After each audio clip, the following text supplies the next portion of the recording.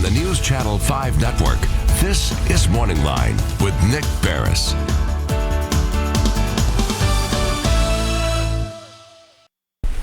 Good morning, everyone. Thanks for joining us on Morning Line. Nick Barris here, coming to you live and direct on a Tuesday after the long Labor Day weekend. If you had yesterday off, I hope you enjoyed yourself. I hope you had a good time over the last 3 days. And now we're back at it again. We're going to open up the phones for you. We'll take phone calls this morning as we talk about Social Security. We'll take your questions on Social Security disability, SSI, questions about the appeals process if you've been denied getting disability along that process, whether or not you think you need an attorney, and how attorneys work in terms of you don't have to put money out up front if you go that route. We can also take any questions or calls you may have about when you want to take your Social Security retirement and other general questions. But we've helped a lot of people over the years. The number up on the screen, 737-7587. Get calling because it gets busy later in the show, and he's only with us for an hour. I wish Josh Horn could stay with us all day long, but he's got stuff to do because he runs the show here in Middle Tennessee. Morning. Am I right? Everyone. Good. Doing you well. run the show. Oh, yeah. Such a friendly, nice guy, but boy, he cracks heads back there at the administration. Let's get going.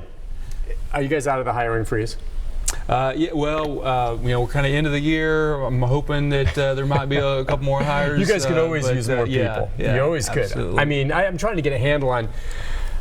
I don't know if the question is how many people you service in this area. You can take calls from all around, I suspect. Mm-hmm. But how many phone calls come in a day? I mean, you guys have a call bank where I know you take things. I mean, we normally on a given day through the front doors we see about 300 or 350, and people coming in person. And then the phone calls are about 200, 250, somewhere between there. So. And that's with a lot of people doing their business online. That is a lot. More and more folks are doing business online. But you know what? There's more and more folks needing to do business. Just in general. Yeah. Mm-hmm. Are there specific reasons why maybe, and I know you advocate, do what you can online, and you're absolutely right. It's quicker, faster, and easier. But what are the specific reasons maybe you would want to physically go down to the office? Yeah, it's a choice kind of thing with a lot of folks. I didn't know if there's certain things you have to be there in person for. There are a few things. Not everything's online yet. We're still working on it. For example, survivor cases. If your husband or wife passes away and you need to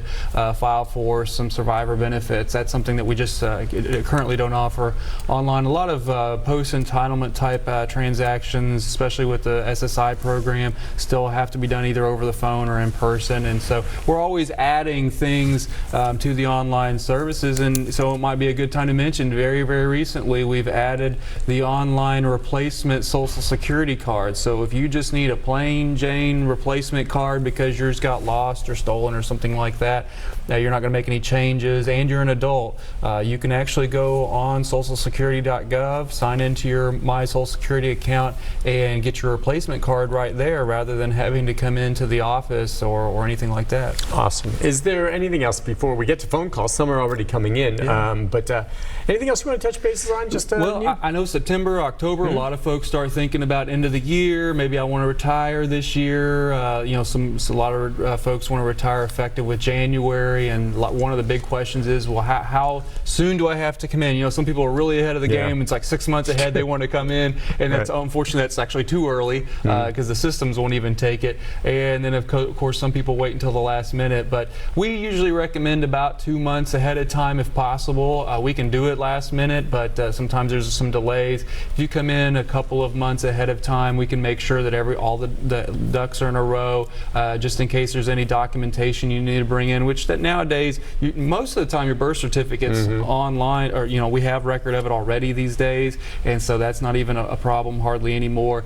Sometimes there's an earnings correction that we need to make, but those are actually becoming very rare now too. But we just like folks to come in a couple months early for that. That's great. And again, all deposits except for some older folks who have been grandfathered. Does anyone get mailed checks anymore? Anyone? Or is it all direct deposit? It's pretty much all direct deposit. Okay. There's a couple of exceptions with people who either can't get a bank account for some reason, or just getting started. Maybe they've not had a bank account, and so there's a couple of kind of rare exceptions, but for the most part, everybody direct deposit. Across the board, direct deposit, which makes sense. I can remember in the old days doing some stories, old days it is, gosh, I date myself, but that everyone had an idea, thieves that is, of when when Social Security checks are mailed out. Oh, yeah. And that they would actually watch, and sometimes they would actually steal the checks out of a box and find a way to forge them to cash them, or they would know when maybe someone is going to cash their check, follow them to the bank, maybe when they're walking out with money raw. I mean, it was that kind of stuff. And so I know some people like having a check in hand in the paper and doing it themselves. They feel more secure, but those times have changed. I think we're getting away from that. Yeah. And there's so many advantages to having a direct deposit. It takes that crime right out of the book. It does. It really does. And that was when I was a claims rep years ago. That was a common occurrence. Hey, I think my check got stolen out of my box. The 15th and the end of every month, they could know that and go check for it, right? Yep. So those days are done. I suppose not to say there isn't cybercrime. Yeah, there is cybercrime, but and scam artists still. I just wanted, before we start the calls, again, I would venture to guess maybe I get 2 or 3 calls a month or messages on my Facebook page for people saying, Nick, I got this, and they're proud of themselves because they were aware of it and knew it was bogus.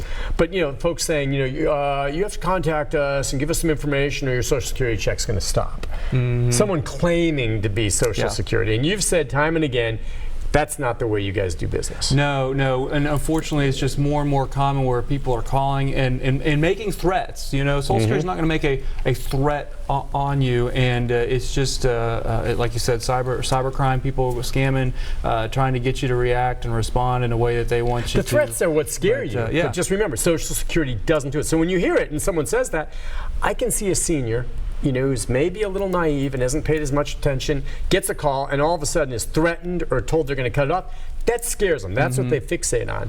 You just need to remember that is not ever the way Social Security would ever call and do that. Yep, absolutely. Under any circumstance. Problem is, I've done stories where people have been taken on that front, and they comply, they give the information, and their bank accounts are cleaned out. Right. So just don't do it. All right, listen, before we take our first break, why don't we squeeze in one real quick from Ronnie. Ronnie, good morning. Hey, Ronnie. Hello. Good morning. Morning. I got 2 small questions. Okay. First one, are we going to get a raise this coming year? And my second question, I got a friend that's disabled. He broke his back and stuff like that, and I just want to know how he go about getting disability.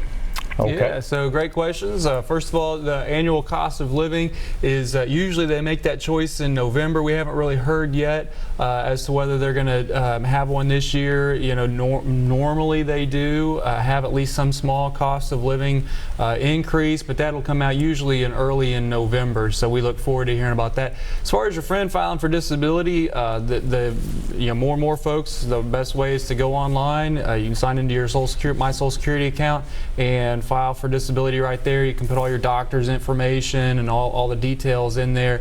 But if you don't want to do it online, you can also still do it in person, make an appointment, or you can do an appointment over the phone too. So there's several different ways to do that. Yeah, just get going on that, and just keep in mind, okay, it sounds like his friend broke his back, which sounds pretty darn serious. Now, I don't know if there's paralysis involved or not, but just getting Social Security disability, that means 100% disabled. Now, again, what does that really mean, 100%? Well, but I mean, and it also has to be expected to last for a year or longer. Or a year or longer also. It's just not a no-brainer. Now, if he's paralyzed, even is someone who maybe like him, and I'm guessing, we don't know his situation, but he broke his back. Let's say all of a sudden he is a paraplegic, paralyzed from the waist down. Does that necessarily mean that he is 100% disabled? When I can think of a lot of folks who have suffered paralysis below the waist who continue to lead productive lives and work. Yeah. So how do you determine whether or not someone like that, and that is a serious thing, to lose your legs, of course. I'm not minimizing that, but I know of people who have succeeded in spite of that. So how do you determine whether or not that's 100% disability? Right. There's several things that go into the disability decision. Your age, your education, your work history, all that goes into consideration when they make a disability decision. And so in your scenario, if somebody hurts their back, at a job like where I work, the office is designed and set up for individuals with disabilities and things like paraplegia. I mean, there are wheelchair accessible areas in every inch of the So if you're an input or someone who works on a computer or at a desk, as long as you have access. Now, I guess the key would be too, pain. Okay, you could be paralyzed. Now, if you're in constant pain, No, you're that's sitting. Now, different, that's yeah. a whole different ball game. But right, so you look at all those But aspects. they look at kind of the big picture, and that's why when people get into, well, this person and my neighbor and a lot of those kind of things, a lot of times it's really apples and oranges, even though it may on the surface look the same, could be very different. You know, you take somebody who was in the same position all their entire life that required the use of their legs, you know, 100% of the time, versus somebody who's had a few different jobs and may be able to go back to doing a different type of job. You know, there's a difference when we talk about a 100% disabling condition. That's what I meant when I said 100%, but there's wiggle room there depending on every person's situation. So, yeah, and like Josh always says, the only way to find out is to apply, so your friend should do it. Listen, we'll take a break. When we come back, Evan, Peggy, Cindy, and others, stay there. We've got lines open. We're going to take as many calls from you as we can between now and the 9 o'clock hour, trying to answer all your questions. Josh is on board. We'll be right back.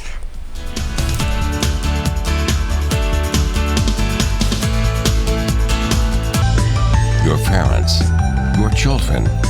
How can you be sure they'll be taken care of? How will